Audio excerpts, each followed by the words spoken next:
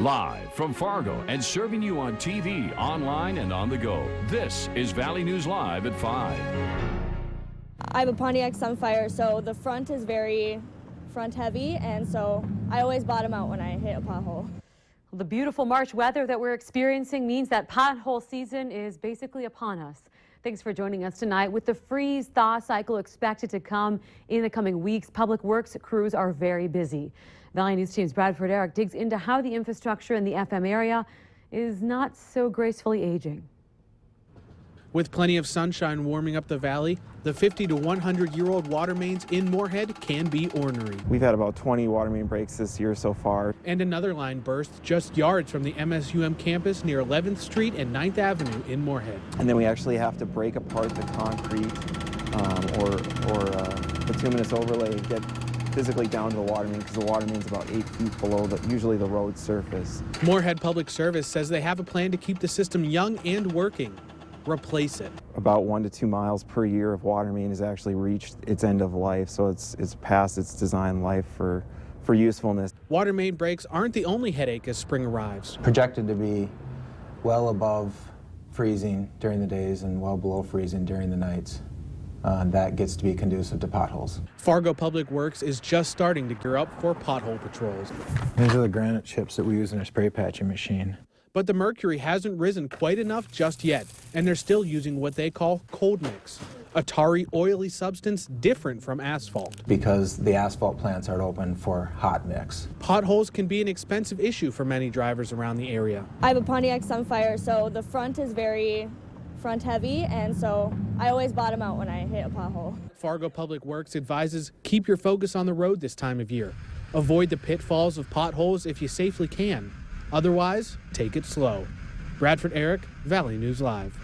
And you can report potholes in your neighborhood to the city of Fargo as it puts together its plan for fixing them for you. Visit our website, valleynewslive.com, and then there you will find a link showing you how to alert the streets department.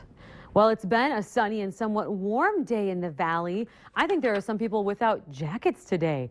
I'm liking this warm up. So Hutch, are we going to see a nice warm up this evening? It sure looks like we're going to continue to see mild temperatures into the evening. We're kissing 40 degrees right now in Fargo, believe it or not, where you see the green and yellow colors out in the western Dakotas. Temperatures are pushing 60 degrees. Yes, the warm-up is on the way. In fact, it's in full swing. But when warm air pushes in over the top of cold air, we oftentimes get some precipitation. It's showing up on the radar. I'm not seeing a lot of proof that this is making it down to the ground on the local sky cams out there from the Department of Transportation, but do know that could run into a few flakes or drizzle drops as you drive around this evening. Temperatures, look at this, all evening long, Stephanie, in the 30s. In fact, most of it above freezing.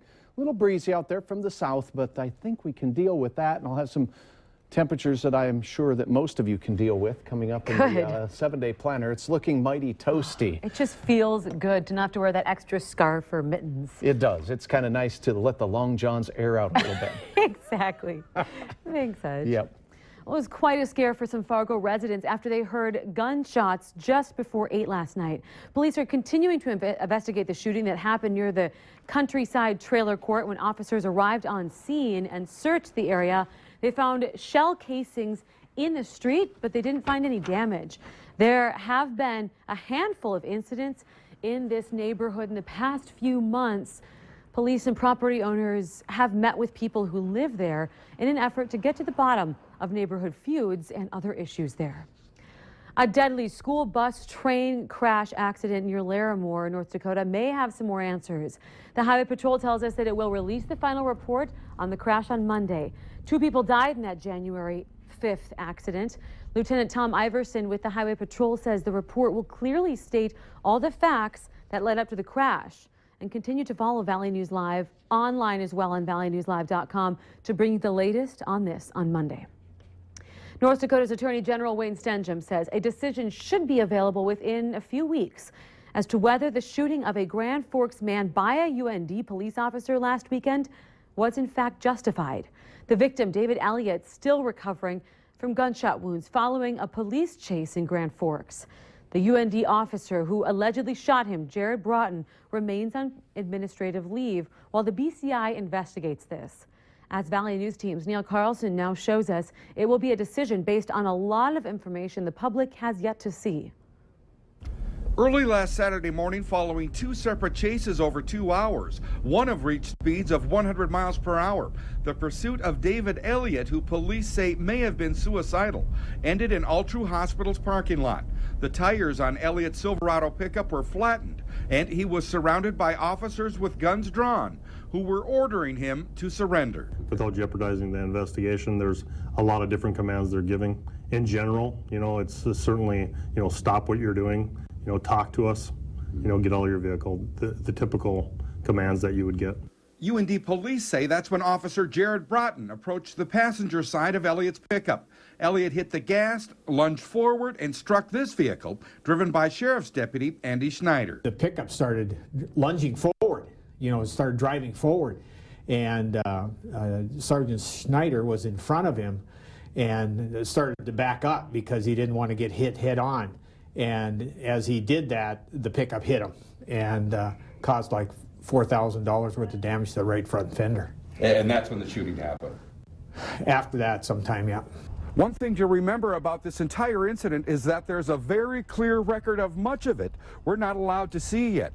Several officers at the scene of the shooting were wearing body cameras, and several law enforcement vehicles at the scene also had cameras running. Do you expect a decision within the next week or so whether the shooting was justified, or is this something that will take months? No, this isn't something that typically takes months, and for very good reason. We usually have these done in a week or two, and unless there's some unusual circumstances, that's kind of the time frame that we're looking at. In Grand Forks, Neil Carlson, Valley News Live. Stenjum says he knows the public and everyone involved is anxious to hear the decision on all of this.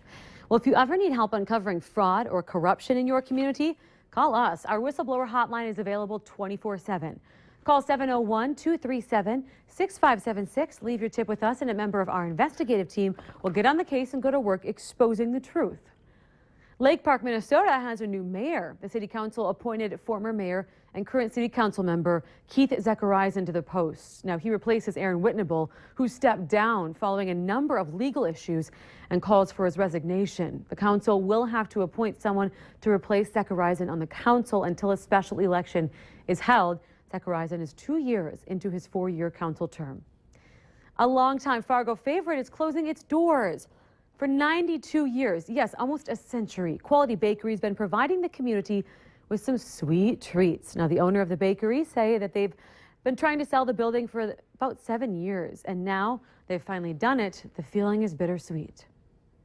It's really been a happy, sad type of thing. The crew that we've got working right now is just amazing. They're just good people to work with, and they've done a good job of taking care of our business and helping us out. So that's the sad part is after so many employees that you just have trouble with sometimes, to have a crew that's this good is it's really kind of sad to leave it. And they will officially be closing at the end of April. With the Lent season continuing, if you're looking for a place to enjoy a fish fry, we have a list for you. Just head to valleynewslive.com and search for this story. And if you know of any fish fries going on in the Valley, let us know. Head to valleynewslive.com, the Facebook page rather, like our page, and tell us what's going on.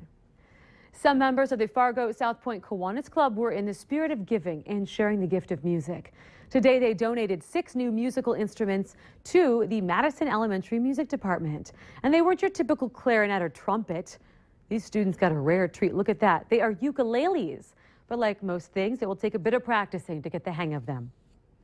Building a program takes time, and over time, this will layer into world music education. It'll celebrate the many nations that I serve at Madison.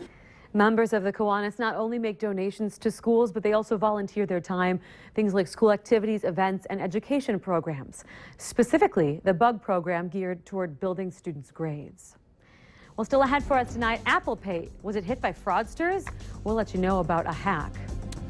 Some wonderfully mild weather makes its way into the valley as we kiss 40 degrees today. That's above average and the warmest we've been since mid-January. More warmth to talk about. Details are coming up next.